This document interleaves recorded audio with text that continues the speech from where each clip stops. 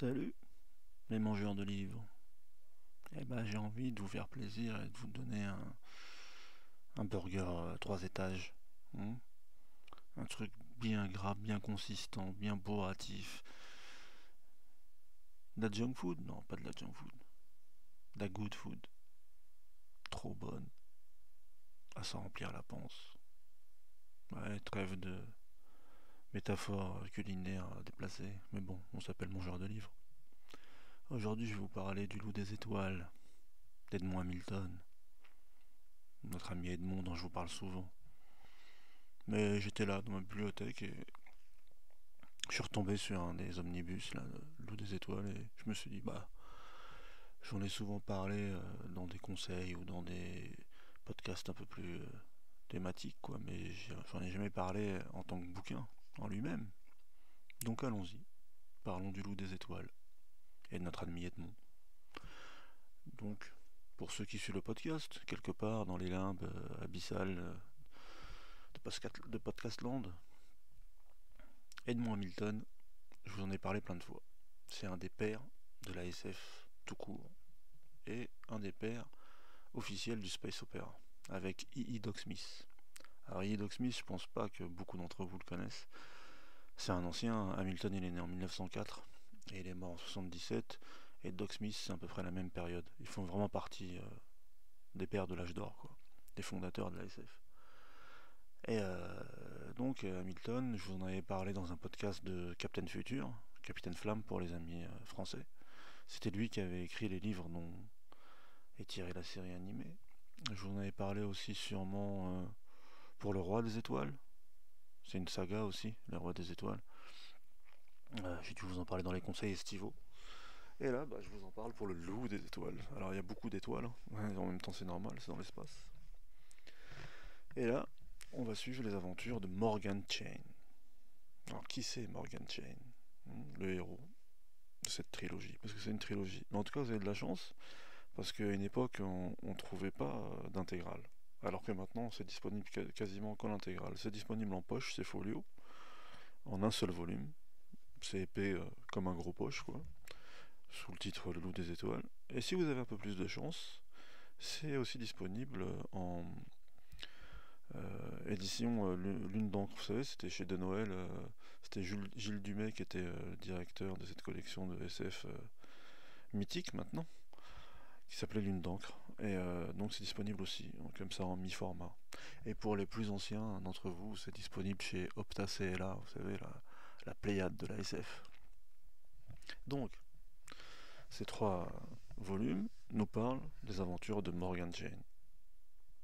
Et c'est qui Morgan Chain? Morgan Chain, c'est le seul loup des étoiles d'origine terrienne. Pourquoi? Parce que ce qu'on appelle les loups des étoiles, c'est une race de pirates en fait, qui vivent sur une planète où la gravité est tellement forte qu'ils sont les seuls à pouvoir la supporter quasiment.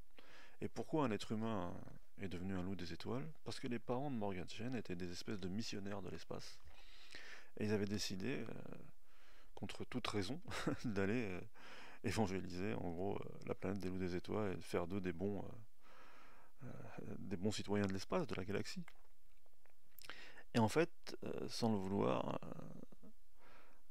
ils ont fait en sorte que leur fils devienne l'un d'eux. Parce que, en réalité, la mentalité de ce peuple qu'on appelle les loups des étoiles, c'était un peuple agressif, un peuple carnassier. Et quand l'humanité a essaimé un peu à travers la galaxie, ils ont profité en fait des découvertes des, des humains et même d'autres races extraterrestres qui sont venus faire un premier contact entre guillemets chez eux pour leur voler la technologie en fait, pour leur voler la technologie des vaisseaux spatiaux.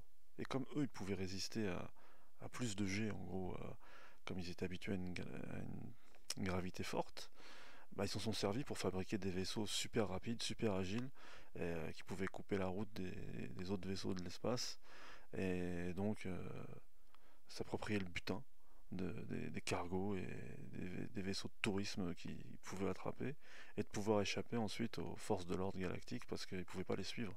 Ils allaient trop vite, ils faisaient trop d'acrobatie spatiale, ce qui fait que ce sont devenus des pirates de l'espace. Et les parents de Morgan Chen, en fait, eux sont arrivés sur cette planète en espérant, comment dire, adoucir leurs mœurs avec une mission, une mission évangélique. Donc mal leur en a pris parce que même s'ils ont essayé de résister avec des équipements, avec de la technologie qui pouvait leur faire supporter la gravité, en fait ils ont pas tenu longtemps et ils sont morts. Mais ils étaient venus avec leur fils Morgan. Et, ou en tout cas, là, je crois que plutôt que la femme a accouché sur la planète.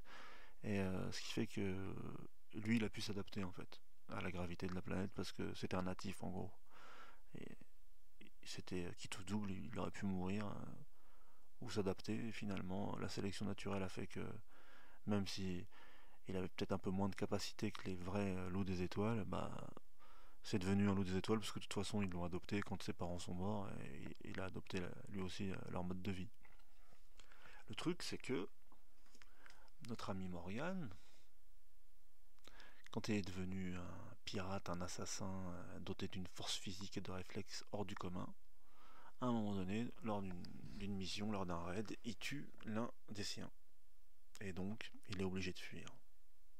Mais où peut se réfugier un homme pourchassé par les loups des étoiles et qui, aux yeux de tous, reste l'un des leurs?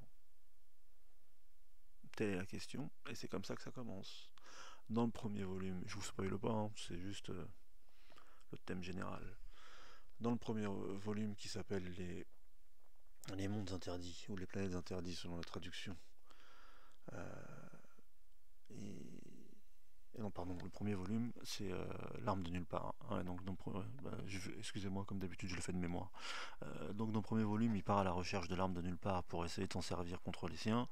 Dans le deuxième volume, il part dans les mondes interdits où il découvre des civilisations inconnues.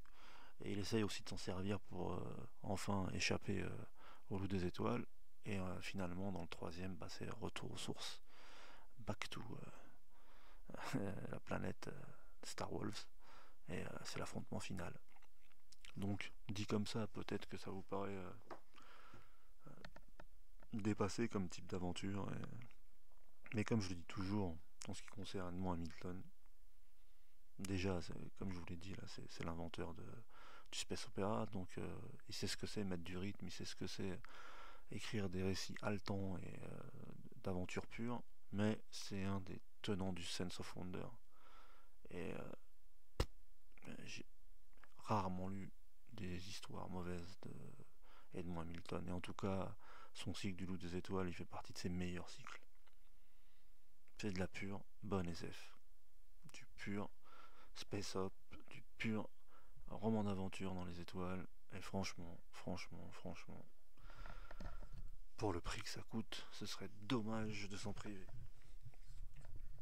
Et comme je vous le dis souvent aussi, Edmond Hamilton, c'est le mari de Lee Brackett, qui a eu sa carrière à elle hein, en tant qu'écrivaine de science-fiction, mais qui était aussi scénariste, et principalement de l'Empire contre-attaque. Et il y a beaucoup de critiques qui ont estimé que justement ce récit de Morgan Chen, ces trois aventures, parce que c'est sorti à peu près 10 ans avant Star Wars. Alors bien sûr, on sait que Star Wars, Lucas, il s'est inspiré de tout. Il s'est inspiré de Valérian, il s'est inspiré de Sankukai, il s'est inspiré de Kurosawa, il s'est inspiré de que sais-je encore. Et tout le monde a sa version et lui aussi, il a dit qu'il s'est inspiré. Bon, de toute façon, c'est la pop culture intergalactique, mais vu qu'en fait il avait des accointances avec Lucas par le biais de sa femme, on a beaucoup qui disent que c'est une espèce de proto Han Solo, Morgan Chen. Alors, moi je vous avoue que quand j'ai lu ce cycle, j'ai pas pensé une seconde à la guerre des étoiles, vraiment pas. Euh, Par contre, j'ai pensé à les chroniques de Riddick. Alors, pas parce que euh, l'histoire est semblable, mais la race là, des Furians, là, dont Riddick, pareil, est un concitoyen, un exemplaire. Et ben en réalité, je trouve que c'est pas mal emprunté aux Varnans, parce que les loups des étoiles, ils s'appellent les Varnans. Et c'est pareil en fait, Non, Riddick, là, une race qui a des capacités physiques plus, plus grandes que la plupart des autres races intergalactiques. Ils sont durs au mal. Bon, après, ça devient une race de conquérants. Mais moi, j'ai toujours pensé que les deux principales sources d'inspiration des mecs qui ont créé Riddick, c'était le Loup des Étoiles et Terminus les Étoiles. Je vous en avais parlé, ça aussi, dans un précédent podcast. Alors bon, ça fait anecdotique, hein, ça fait le mec genre, qui voit les sources des œuvres de culture pop.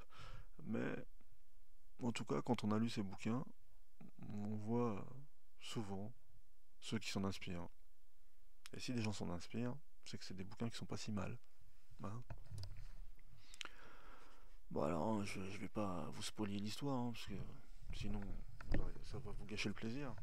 En tout cas, voilà, c'est un des textes d'Edmond Hamilton qui est les plus trouvables. Parce qu'il y en a plein d'autres qui sont bien, mais qui sont de plus en plus durs à trouver.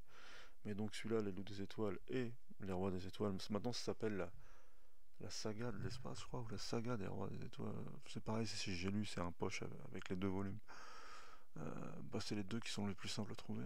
Et c'est peut-être les deux meilleurs. Non, éclatez-vous dans les étoiles, les gars. Amusez-vous. Mangez des livres de science-fiction. Et peut-être que ça vous inspirera pour créer vos propres œuvres, vous aussi. Hein.